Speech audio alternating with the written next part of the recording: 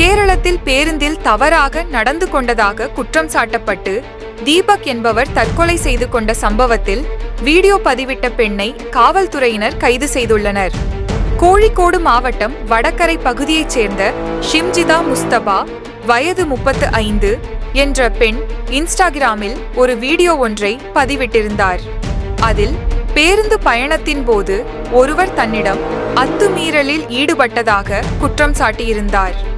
இந்த நிலையில் சமூக ஊடகத்தில் பரவிய வீடியோவில் தன் மீதான குற்றச்சாட்டை கண்ட தனியார் நிறுவனத்தில் பணிபுரியும் தீபக் என்பவர் அவமானத்தில் தற்கொலை செய்து கொண்டார்.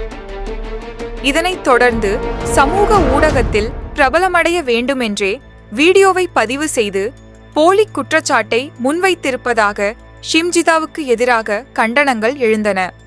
தற்கொலை செய்து கொண்ட தீபக்கின் குடும்பத்தினர் அளித்த புகாரைத் தொடர்ந்து ஷிம்ஜிதா மீது கேரள போலீசார் வழக்கு பதிவு செய்திருந்தனர்.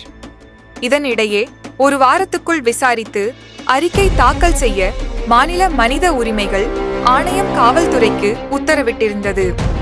இந்த நிலையில் வடகரை பகுதியில் தலைமறைவாக இருந்த ஷிம்ஜிதாவை கேரள காவல்துறையினர் புதன்கிழமை கைது செய்துள்ளனர்.